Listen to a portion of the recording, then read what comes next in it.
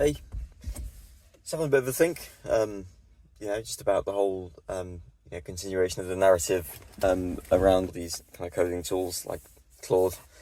It might beg the question from a lot of newer developers. Should newer developers even learn to code now, or should they just learn to prompt? The barrier to entry now for doing that sort of work is going to be so low. If you as a new developer think that you don't need to learn how to code, just learn how to prompt, then just think of how many other people are just quite easily now going to be competing for that skill.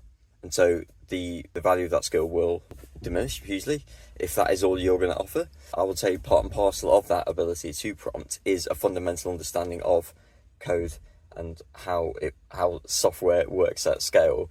And so you can't just vibe your way to that. It still is going to be really key as a software engineer to learn how to code, so you can actually prompt. You can't just learn to prompt on its own merit. In order to be an effective prompter at all, the differentiator is that you understand how software is put together and how it scales, and the fundamentals of software architecture to make you more effective at it.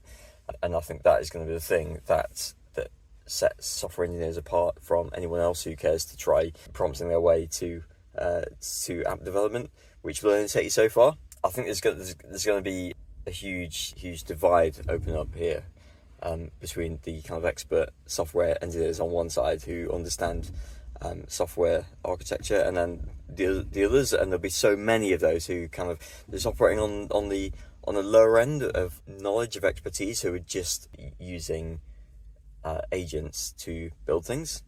What's really going to set you apart is being on this upper tier where much more coveted skill, because it's inherently difficult, and that is always going to still be in demand, because the barrier to entry is always being lowered with these low code tools. So if you can operate at this high level with your understanding of software architecture, software principles, but also be high agency enough to care about product and be able to engage with the business and understand how your work contributes to how your business makes money, that is going to be the thing that would really set you apart, because that will become really evident in any interview scenario, that you not only understand the fundamentals of software and you're not just vibing your way, but you understand how to use them effectively to be effective and impactful. Having that skill is difficult. That's why it would set you apart from a lot of others who would be trying to enter the industry as well, maybe who don't put in that extra effort, don't put in that time to learn the hard things, which will always be valuable. As there's a lot of talk now about should new engineers learn to code, it will become self-evident quite quickly that yes, you would need to. Those are my thoughts, just based on my experience in software, and based on the current capability and viability of what your AI agents are giving you right now, which is not very good and can lead you in a bad place if you don't understand how to review it properly. So yeah, keep learning the hard things, trust in it, trust in the fact that it's hard to learn.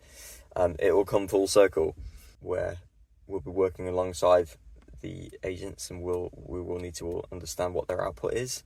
Even if they get really advanced, the still important impetus on us as engineers to understand what the output is, and to then use that to enable ourselves. We can't just be paddling in the shallows of low code tools, because that will just it's not going to get you very far. And there'll be lots of people doing that, remember. So the easy stuff, there's always going to be people doing that, and so you need to find the thing that's going to set you apart, and that is really understanding what it is doing.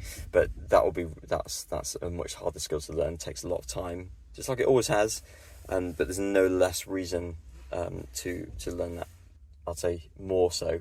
It's more so important now, especially when we end up in a world of software built by agents. They'll need you to come and fix the mess.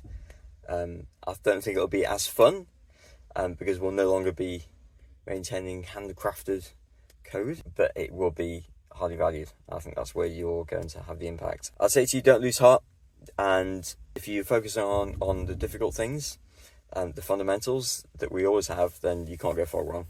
I'd say as well that just remember, just because the the barrier to entry has become much lower. There's much more people who are able now to contribute at that level that even a senior would have been able to previously. That doesn't at all make it any less valuable to still be an expert in the thing that is hard. In fact, it makes that more coveted, more valuable.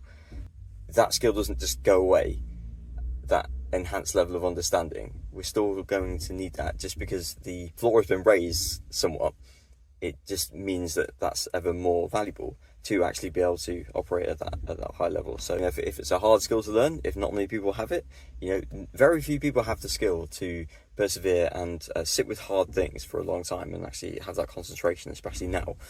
So if you can develop that skill to focus and to pick up fundamentals, it will really enable you to work at that higher level that will still remain valuable. Despite the low-code tools, it just means that you'll be able to work on harder, more valuable problems in a way that new entrants, or those operating in the shallows, won't have. So I think you can take some solace that if you can identify the hard skills, those will still be valuable by organisations. Solving those harder problems that these low-code tools won't be able to hit.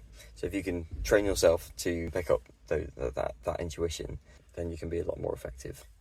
So let me know what you think. That's my advice. Cheers.